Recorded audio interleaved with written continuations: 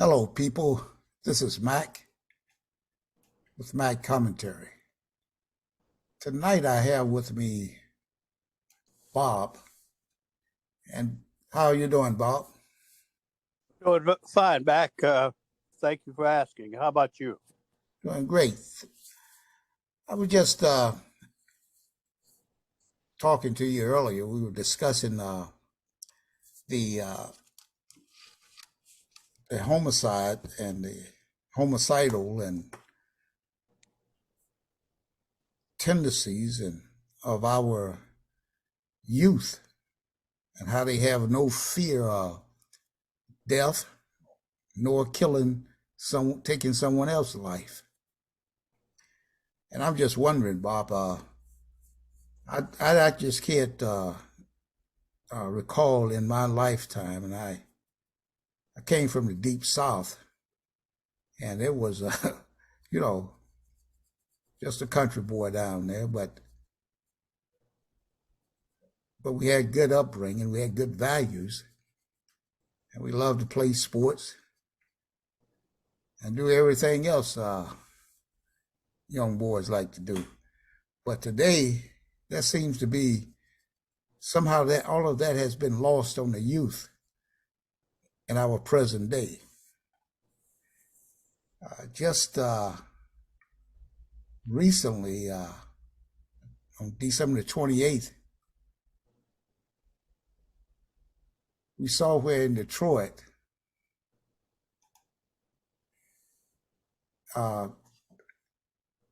they said about 10:42 p.m. on Wednesday, December 28th, Tracy Golden, 51, was fatally shot in the area of Grand River and West Outer Drive in Detroit.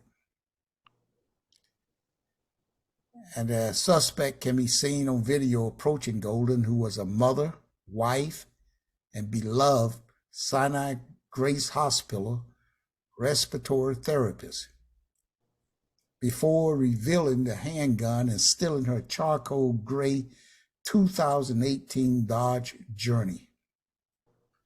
Now, that killing has touched a nerve in Detroit.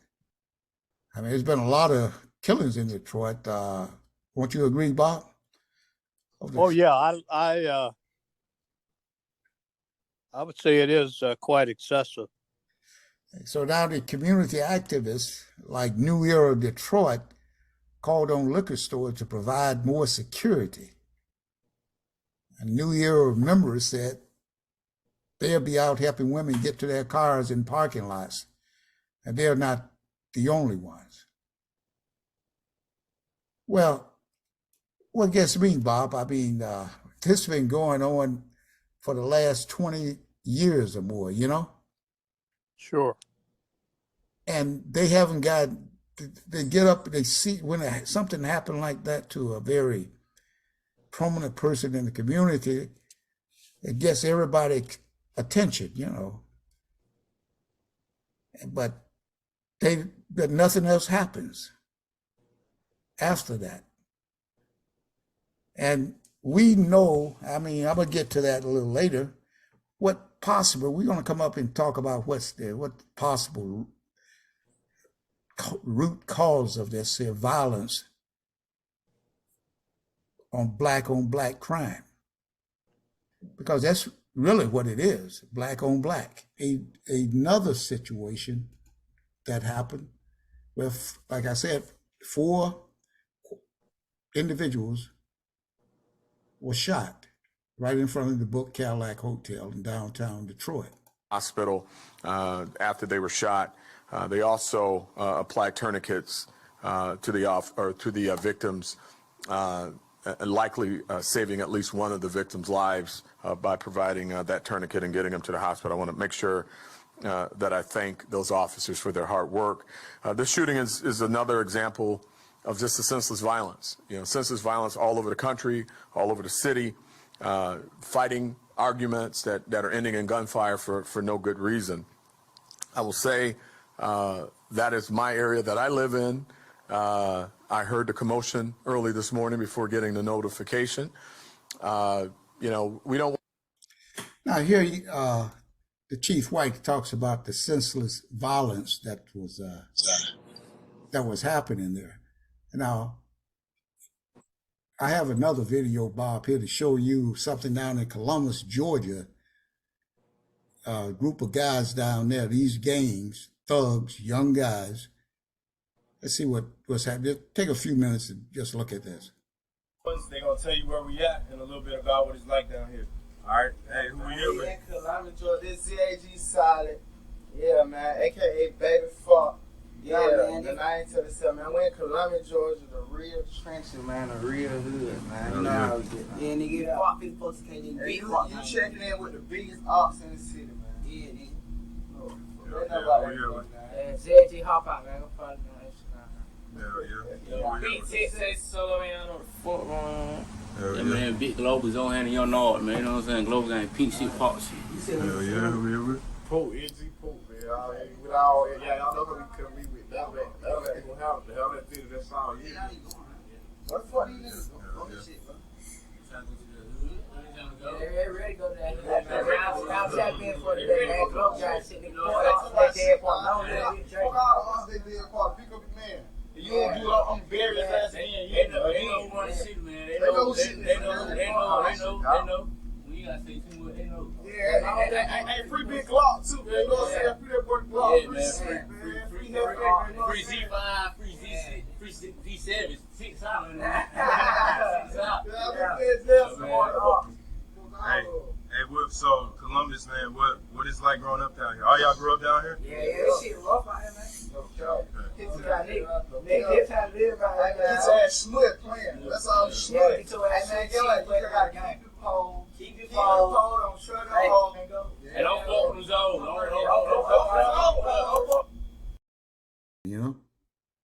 Well, you know, as I heard that commotion, I had a little flashback of how when dogs get together, they start barking. You get 2 or 3 dogs barking at one time. Yeah.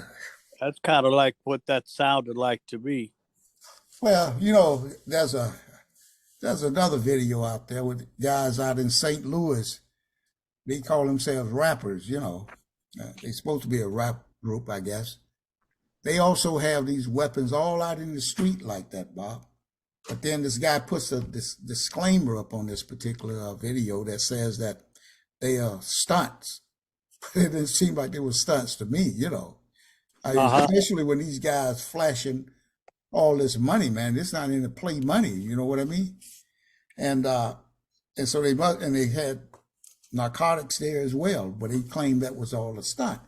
Well, it could very well be, but if these guys, rappers, are out there making these type of videos like this, what effect do you think that has on the young kids growing up?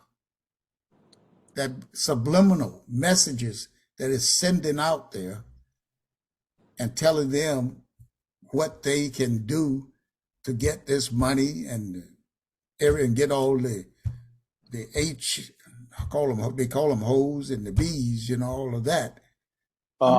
And so this rap, man, I really believe, Bob, is the root cause of everything that's happening in our communities, the demonic behavior and everything else that's going on.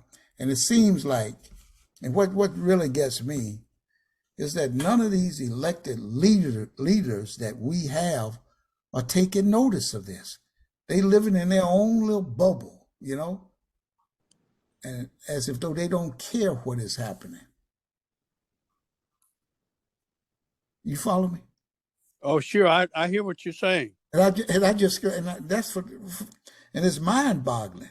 I mean, I go back to when all that killings, when Chicago was a killing field over there, and it was a killing urban area, and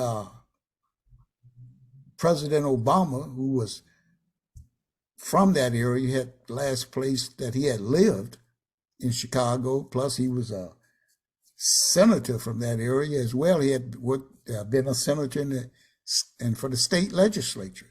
So he had some roots over in that area, had purchased a home over there, he and his wife. Yet I never saw him even make one mention to try to quiet the storm over there that was happening. He took no ownership of trying to quell the violence and the senseless killings that was going on in Chicago. And now the same thing is applicable here. I mean, it's not just you got a police department. How can a police department with 2,000 or 3,000 police officers, how they can police a city effectively with that has over 600,000 residents in it, like Detroit? Yeah. So it comes down to where this society has socially engineered, in my opinion now, the Black community, so where you have only 70% of the households being got over 70% of the households being ran by a female. And so who do these boys have to look up to? I mean, there's no one there. Many of the guys are either in jail or wherever they may have gone. They still may be in the community, but they are not taking any responsibility for their own kids. So I'm just asking the question here, Bob. When will our elected officials and our community leaders, when will they sit down at the table and say, this is what we got to stop, this gangster rap? And you see the people that's making all the money on this are those who own the recording studios, the ones that own the distribution networks and all of that. And they the one that's making the billions of dollars. But these rappers out here, they might get a few million dollars, unless they become big time, like a Jay-Z. And this guy, what is this guy? Where are these guys doing anything to trying to uplift and build up the community? That's what I want to know. And trying to stop these kids out here from doing that stuff. They're not trying to do anything like that, Bob. They continue to make the same filth over and over. And then you have some people. Now you got to remember that a lot of these adults out here now are 60 years old that's been listening to this rap since the 80s, this gangster rap. So they're embedded with, their brains are embedded with this here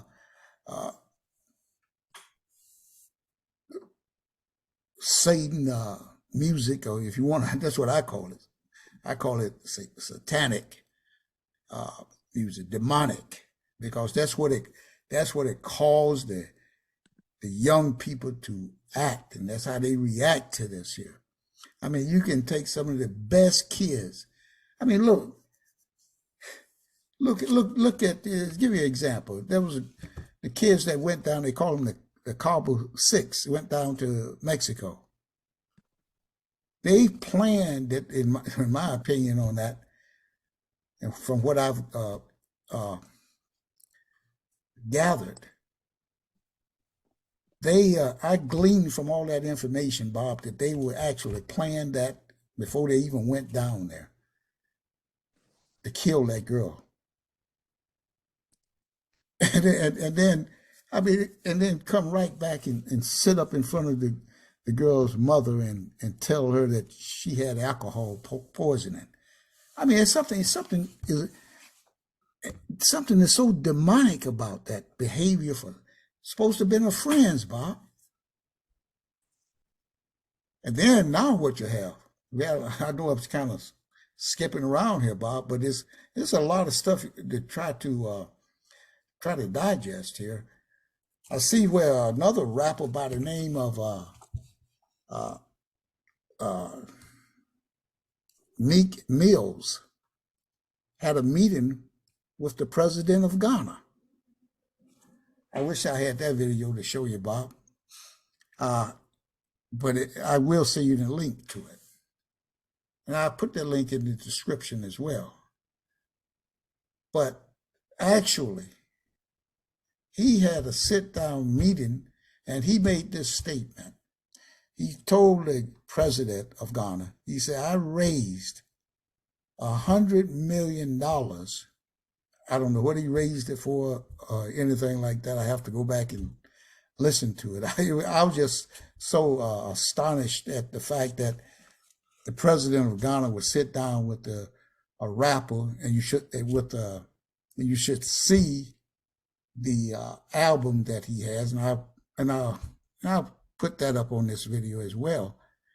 And I mean, did this president? He said when he first started the meeting, he said to the Mills, he said, well, one of his aides has suggested that he should sit down and talk with you, with him. And he said, that's why we're having this meeting now. He said, I'm glad I did. He said, I saw you guys, you had over 100,000 people at the stadium last evening. He said, well, we got to get together and bring our young people from there and our young people from here and bring them together. And the only thing I'm thinking, Bob, he doesn't want to do that.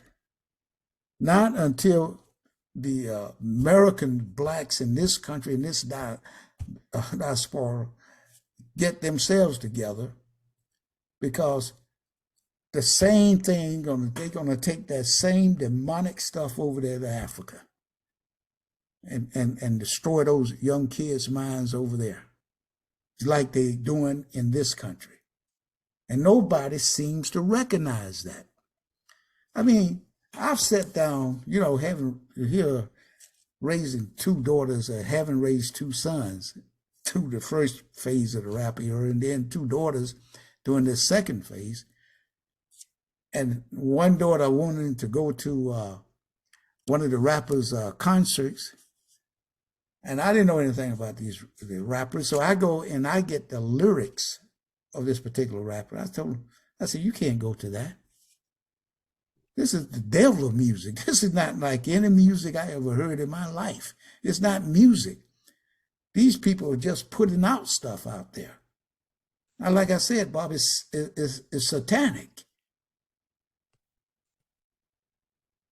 So I'm just wondering what is your opinion, Bob? How do you look at this here? I know that you probably don't hear the rap or anything, but you see things that's happening in your community. You see when they flash it on your new 6 o'clock news about they got this teenager here, they got this teenager over here. He had this AR-15, did this drive-by shooting here, and just like they don't care who they kill. So what's your opinion then, Bob? Well, Mac, I'm here in Detroit, and on a daily basis, I see the shootings. That shootout that you were talking, that the police chief was talking about, that happened downtown at the Book Cadillac Hotel. I think they never said this, but it seemed to me that may have been a hit. And some of this stuff I think is related to gang violence and organized crime that you don't hear them talk about. I think we're seeing in the black communities throughout this country today what may have occurred back in the 20s and the 30s with Al Capone and those guys, when they were organizing their businesses. And you have these young blacks today that are organizing their businesses, which are primarily drugs and other entrepreneurial type of activities, establishing themselves as persons with wealth in the country. So it doesn't surprise me to see this happening. I just see it as a manifestation of capitalism. It's just one sector, one phase of capitalism in America, in the world, and I think that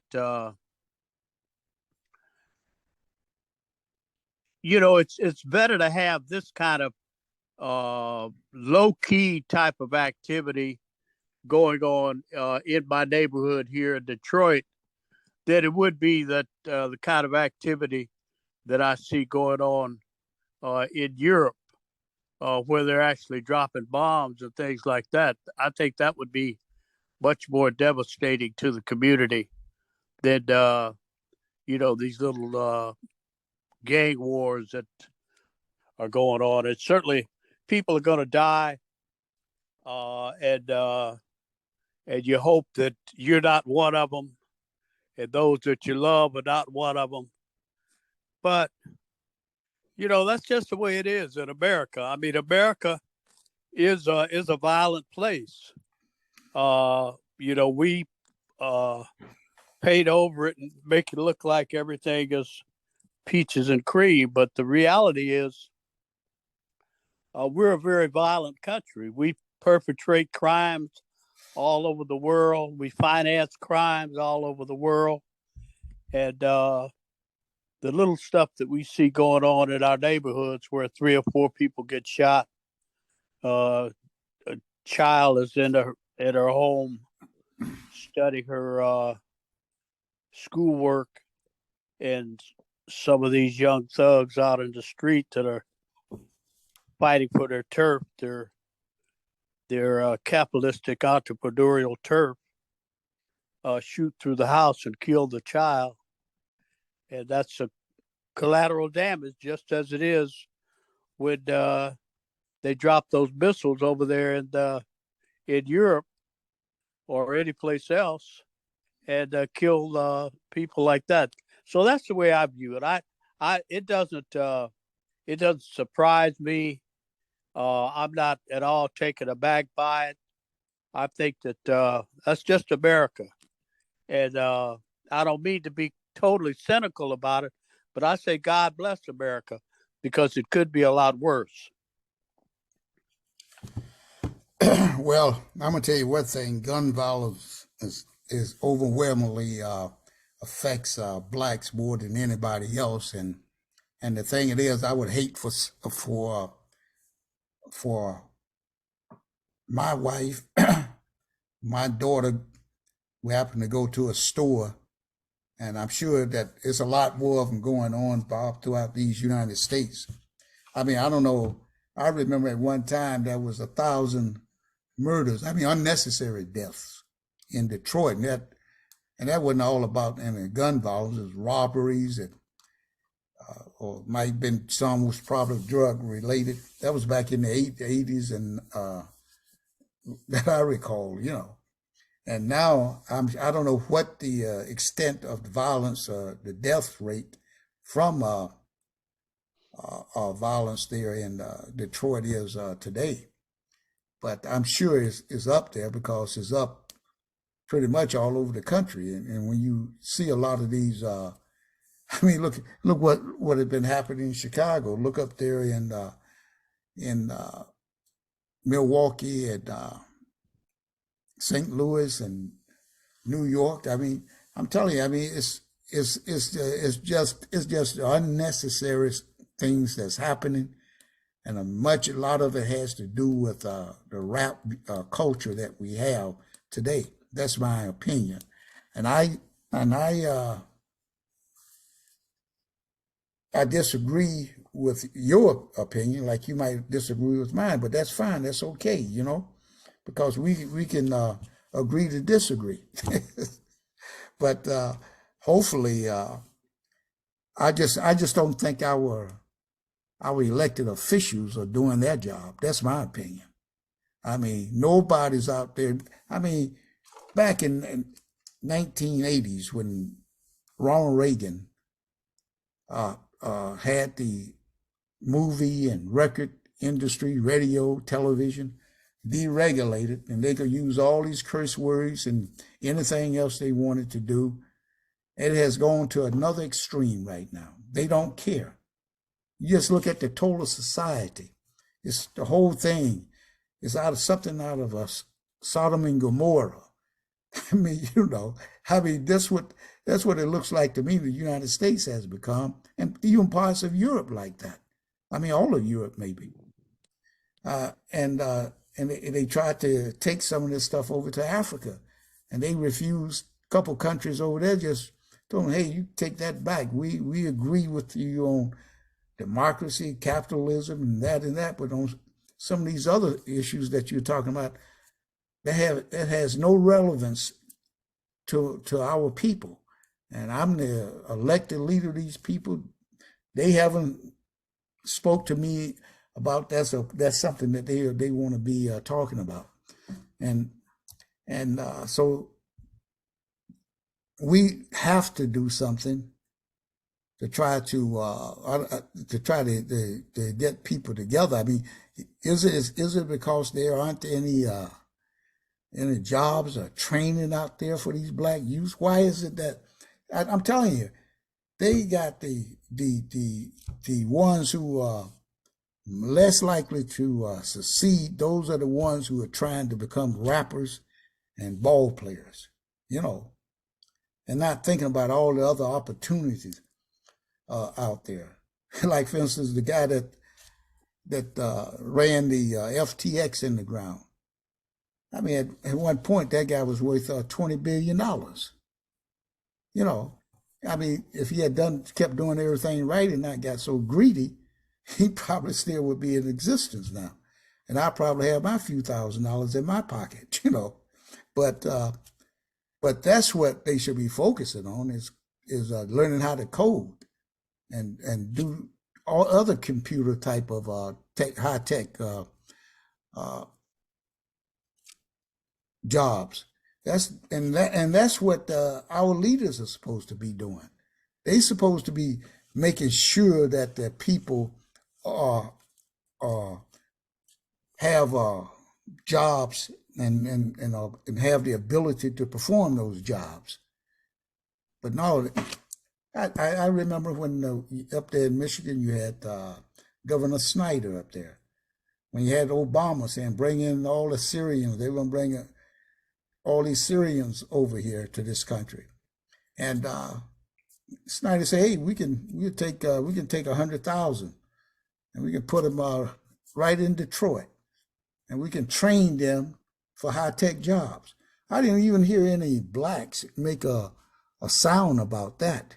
What about those 600,000 blacks there in Detroit? Or at least it had to be at least a couple 100,000 that could be trained to be for high tech jobs, but nobody. There wasn't a whisper from any of those black leaders in that in Michigan or Detroit area at that time. But anyway, Bob, we're gonna keep on stay on top of this here, and hopefully we'll find some solace in all this murder, and we'll find some peace one way or the other. And I tell you, don't think that because they're over there in Russia dropping bombs over there in Ukraine. I mean, if the United States continue to push hard enough, if it's real, if it's not a conspiracy, as a lot of conspiracy theorists like to say, that they all in cahoots together. But I know one thing: when you push a man back into a corner, and you keep on pushing him, and you lie about it in your newspapers and your mainstream media, that's all they lie about, everything they put in there, what they call fake news. And you just might see something drop, and when that happens, everybody can kiss everything goodbye, because because that's what the end will be, Bob. And I don't want to see that no more than anybody else. But I tell you what, if these United States do not lighten up, why is it that we got 800 military bases around the world? 800. And they kept encroaching on Russia over there by annexing all those countries over there that wanted to become part of NATO. But they wouldn't let Russia when they wanted to. Well, one thing that kind of end on an optimistic note from my perspective is that I see that President Biden has pretty much opened up the borders in the South and is allowing about 500,000 people a month to come into the country, inviting them in. That'll be a big help because it doesn't appear that those people are as violent as some of these that that have lived here for quite a while here in America, that were born here, and so I think with you haven't heard of the M13, then, have you, Bob? Say again. You haven't heard of the M13, huh? Oh, I'm familiar with M13. That's just it's like a gang that but they don't seem to be as pervasive as some of the other things that I've seen. But my point is that I think it just shows that even with all of the turmoil and the difficulties that seem to confront us, we still have a big heart and a welcoming people from other countries, primarily people of color, to come into this country and be citizens. And perhaps out of a few million of those that are coming in here, we'll get some that will not be engaged in the kind of nonsense that we see on a daily basis. Yeah. Well, let's keep our eyes and ears open and pray that they'll let the Haitians come in too. Yes, sure. I see where they set 25,000 back, and they just saw 200 was on a boat out there. The cruise ship picked them up. But I'm gonna do another story on that another time. But they sending them right back to Haiti, whereas the other ones coming from Cuba, they're not sending those back. So you figure that one out. But Bob, thanks a lot, man. I appreciate it, and I thank my audience, and appreciate you too. And for those who haven't subscribed, please subscribe. Thank you very much, and have a great evening.